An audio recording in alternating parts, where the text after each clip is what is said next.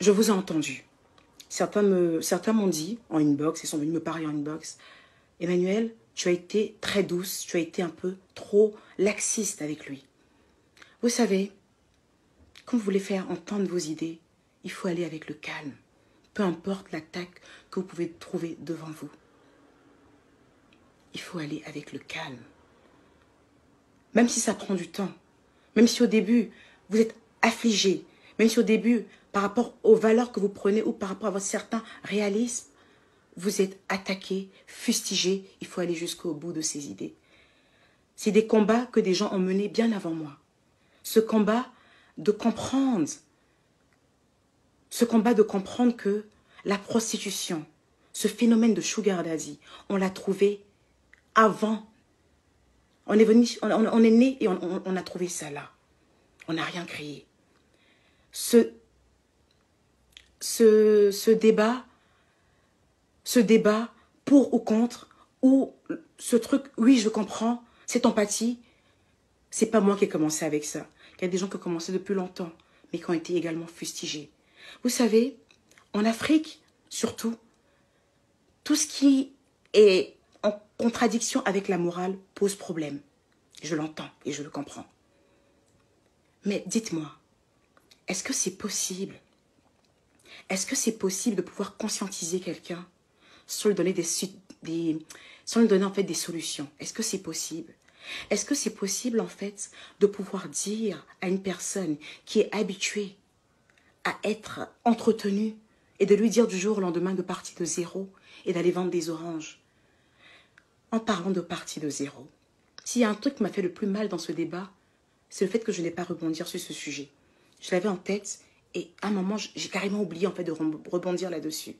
Dites-moi, quand on dit à quelqu'un de partir de zéro, avec zéro, qu'est-ce que tu peux faire? Soyons honnêtes, soyons réalistes. Soyons honnêtes, soyons réalistes, laissons les émotions. C'est connu ça. C'est connu que quand tu discutes avec une personne, celui qui va essayer de prôner une certaine moralité hypocrite sera toujours acclamé. Et celui qui va essayer de comprendre, même ce qui paraît pas possible à comprendre, est toujours fustigé. Mais dites-moi, qu'est-ce qu'on peut faire en partant de zéro? En partant de zéro, tu fais quoi? En partant de zéro, qu'est-ce que tu fais avec ça? Certaines personnes commencent déjà à faire des pronostics, tel a gagné, tel n'a pas gagné. Le but, c'était pas ça, ce débat. Ce débat, c'était que deux personnes puissent échanger et donner leurs idées. Et je suis contente de voir que certains ont pris les idées de celui qui était en face de moi hier et certains ont également pris mes idées. Donc pour moi, le pari a été gagné. Au-delà de là aussi, je suis quand même contente en fait d'être aujourd'hui une pionnière, celle au fait qui a introduit ce style de débat. Un débat sans bruit, un débat sans clash, un débat à coups d'arguments. Parce qu'on avait l'habitude de voir des gens s'insulter sur des vidéos. Un insulte à gauche et l'autre insulte à droite. Aujourd'hui, je suis contente d'avoir mis en place en fait un moyen aujourd'hui de converser sans s'insulter. Et pour moi, ça a été un succès pas possible. Parce que j'avais en face de moi quelqu'un qui, jusqu'au bout, est resté droit dans ses bottes et a eu un certain respect. Et c'était le but pour moi. Où je suis encore contente, si vous n'avez pas remarqué, nos idées étaient communes. Nos idées étaient pareilles. Alors qu'avant ce débat, beaucoup de personnes, en fait, ont pensé que je prônais la prostitution. Beaucoup de personnes ont pensé, en fait, que j'étais pour le phénomène de sugar daddy. Et au-delà au sorti de ce direct, beaucoup de gens ont compris que ce n'est pas le cas. Je suis juste pragmatique. C'est très bon, c'est très bien la moralité. C'est bien la moralité. Mais c'est encore mieux d'être pragmatique. Voyez-vous, quand vous dites à une personne qui a eu l'habitude d'être entretenue, sors de là, à un moment elle va se lasser, elle va reprendre à zéro, à un moment elle va se lasser, elle ne supportera pas sa nouvelle vie, ou elle n'a rien, ou elle est en train d'envier, elle va encore retomber dans ses travers. Quand vous voulez enlever quelqu'un de quelque part, c'est pour ne plus qu'il y retourne. Et pour ne plus qu'il y retourne, c'est de lui donner une solution nette, une solution qui lui permettra de ne plus jamais y retourner. C'est de ça que j'ai parlé. Vous savez, j'ai une force de caractère en moi, en fait, qui me permet d'accepter toutes les critiques, bonnes comme négatives. Tout le long de ce débat, j'ai été juste avec moi-même.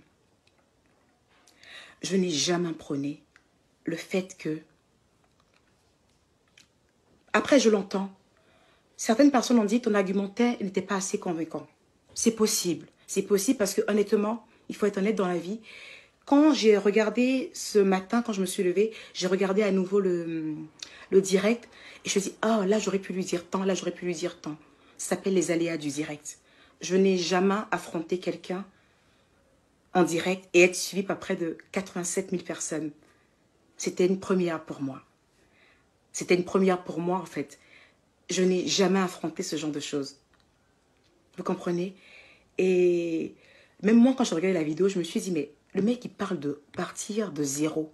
Mais avec quoi on part de zéro? Même aujourd'hui, pour être une nounou. Aujourd'hui, pour être une nounou, il faut même avoir 5 000 ou 10 000 francs CFA à pouvoir donner, en fait, à l'agence qui va te placer. Mais voyez-vous, souvent, on a les idées en tête et peut-être que face à un direct, face à 87 000 personnes qui vous regardent, il y a des choses que vous pouvez oublier. Mais il y a un truc qui est clair, il y a un truc qui est précis. Je prône la femme indépendante. Et pas seulement la femme indépendante. Je prône aussi le jeune à être quelqu'un qui a une perspective d'avenir. Ce que j'aime communément appeler joueur de ludo. C'est pas seulement pour les femmes que je milite. Parce que voyez-vous, il y a également des jeunes garçons qui se font entretenir par des femmes plus âgées, appelées communément nyai. On parle aujourd'hui de sugar daddy parce que c'est le sujet qui a été choisi par la personne avec qui je discutais hier. Mais il y a également des jeunes, des hommes qui s'adonnent à ce genre de choses, qui sont des gigolos. Et je ne suis pas contre ça. Je le comprends. Et à ces jeunes-là, je leur demande d'avoir des perspectives d'avenir, de pouvoir travailler. Et c'est pour ça qu'une fois par semaine, je suis face à vous. Une fois par semaine, je suis face à vous et je viens avec mes idées. Mais les idées que je vous donne, je ne les ai pas inventées. Je vais me cultiver sur Google, je vais me cultiver sur beaucoup de pages et je vous apporte mes idées.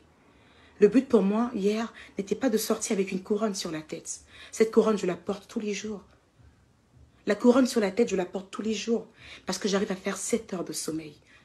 Je fais 7 heures de sommeil parce que je suis droite dans mes bottes. Parce que je suis vraie avec moi-même.